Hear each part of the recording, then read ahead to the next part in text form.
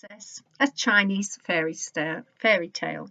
As darkness dropped her velvet skirts over the land and mountains, the Moon Princess, dressed all in white, started to walk her silver path, throwing her moonbeams like kisses onto the curly roofs of the little huddled villages, trees, and fields at the foot of the mountains. In one of the houses with 4 buildings, and in China they are called Soheyuan, the old farmer Wang Shangsu stood in the courtyard, puffing on his pipe and watching the moon as she trod her silver path. Inside, his wife was making mooncakes in readiness to celebrate the Mid-Autumn Festival at midnight. His 2 grandchildren, Zheng and Jingjing, were very excited that they were going to be allowed to stay up until midnight and celebrate the Moon Festival. They burst from the house in their new clothes, yelling, "Yeah, yeah! Has the Moon Princess appeared yet?" "Shush! Stop your noise!" scolded the old man, putting his fingers to his lips. "You must be very quiet and watch carefully. See, the princess is already climbing high in the sky. The fields are all ploughed, and she will bless them as her moonbeams touch the earth." The children fell silent as they watched the Moon Princess. She rose higher and higher and higher in the night sky. The whole earth was bathed in her silver light. Even the sleeping dog at the doorway had silver hair and silver paws. "Yeah, yeah, please tell us the story of the Moon Princess," begged Jingjing. "And why we celebrate the Moon Festival," added Zheng. "Come and sit here," said Ye, patting the space either side of him on the step of the house number 2, "and I will tell you the story of how the Moon Princess became the Moon Princess." Ye sucked hard on his pipe and then began to tell the story. Long, long ago, on this earth, there were no flowers, no rivers, no birds, and no forests anywhere. The earth was a very hot place. Instead of 1 sun, there were 10 suns. People could not go outside in the daytime. They had to wait for the evening to come out of their cave houses, where they lived deep inside the mountains. The earth, along with all the other planets in the galaxy, was ruled over by the immortal Jade Emperor. He lived in a beautiful jade palace, along with a lot of other immortal and very beautiful people. Now, there was one rule which the Jade Emperor had made, and he expected it to be obeyed implicitly, and that was that no immortal could fall in love and get married. If they did, they would have to leave the court of the Jade Emperor and live as ordinary human beings upon the earth. And of course, nobody wanted to go down to the earth. It was a dry, horrible, barren place. At the court, there lived a very beautiful young princess called Chang'e, who was the lady-in-waiting to the Jade Emperor's wife. See, he was allowed a wife, but nobody else was. There was also a handsome young man called Hui, who was a great favourite of the Jade Emperor. He was very good at shooting arrows with his golden bow. Now the inevitable happened, because Chang'e and Hui fell in love with each other.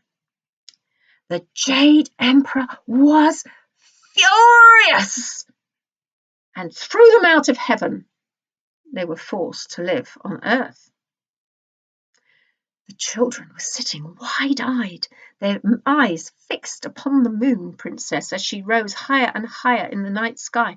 "What happened next? Yeah. What happened next?" "Well, remember I told you that the earth had 10 suns?" "Yes," the children nodded. Well, the Emperor Yao of China was very concerned about the 10 suns that blazed down upon the earth. He had heard that the favourite archer of the Jade Emperor had been banished from heaven, so he sent for him, and he ordered him to climb the highest mountain, and at daybreak, when the 10 suns rose over the mountains, he was to shoot all of them down except for one. "I will award you handsomely," stated the Emperor Yao pompously. Hou Yi bowed low before him, and he left the palace carrying his golden bow. "Help me, Jade Emperor," he prayed. "Help me shoot straight so I can kill the suns. Help me not to get burnt to death. Give me strength to climb the mountain. Help me to see in the dark so that I can climb safely." Now the Jade Emperor heard these prayers, and he truly loved the young archer. So he lit up the path before him as he climbed. Hou Yi reached the top of the mountain, just as dawn was breaking in the eastern sky. As each sun rose up above the tip of the mountain, he shot his arrow, and the sun fell from the sky like a giant firework. Then the smallest sun peeped fearfully over the mountain top. "Do not fear, little sun. I have spared you so that you can fill the whole earth with light and life," said Hou Yi gently. The smallest sun gave a mighty leap and bounded joyfully up into the morning sky. Over the next few weeks and months, a great change took place upon the earth. Forests grew where there had been no forests. Birds flew in and out of trees. There had been no birds before. Flowers bloomed, and the rivers flowed. The earth had been made new, and it was beautiful. The people crept out of their cave homes and rejoiced to live in a beautiful, recreated world. Hou Yi and Change lived a very happy life together as mortals. Ye paused and sucked on his pipe.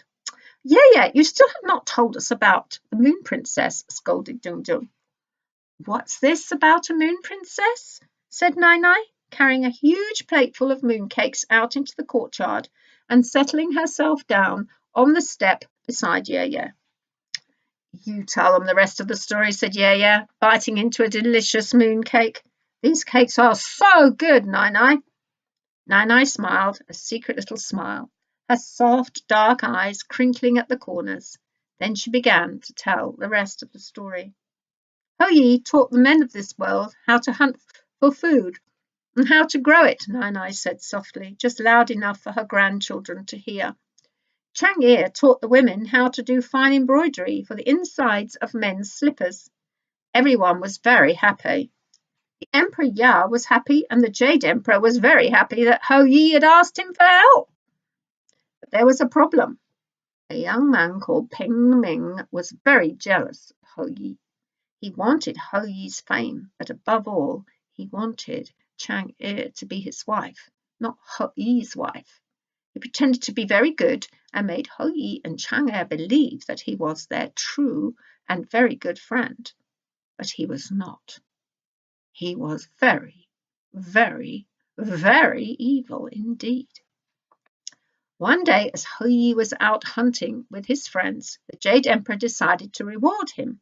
So he sent Emperor Yao's wife to give Hou Yi a reward. On seeing the Empress in her golden palanquin, Hou Yi bowed low with his face in the dirt. "Hou Yi, the Emperor Yao wants to honour you by order of the High Emperor of Heaven, the Jade Emperor himself," said the Empress sweetly. "I am commanded to give you this beautiful pearl pill and tell you that it contains magic powers. It can make you immortal again. By killing the 9 suns, you have earned the great pleasure of the Jade Emperor, but you cannot swallow the pearl for 1 year. You must prepare yourself in prayer." Hou Yi took the pearl, which glowed like a tiny moon, in his hand. Ping Meng saw it, and he resolved that he would steal it at the earliest opportunity. Hou Yi bowed again to the Prince Empress, who, with one wave of her fan, commanded the men to pick up her palanquin and return her to the palace. Hou Yi watched her go, the pearl clutched in his hand. When he returned home, he told Chang'e all about his meeting with the Empress and showed her the pearl and showed her the pearl that he had been given. Chang'e said softly, "This wonderful present is actually from the Jade Emperor himself." And together they hid the pearl on a beam in the rafters of their house. Meanwhile, the wicked, horrible, nasty Peng Meng was thinking of ways to get his hands on the pearl of immortality. Next time Hu Yi called his men together to go hunting, he pretended to be sick, and as soon as the hunting party left the village, he ran quickly to He Yi's house. Peng Meng grabbed Chang'e and demanded that she hand over the pearl of immortality at once. Chang'e refused, but a capricious sunbeam shone on the pearl where it lay on the beam. Peng Meng saw Chang'e's eyes glance towards the beam, and in that instant he let go of her and leapt towards the beam.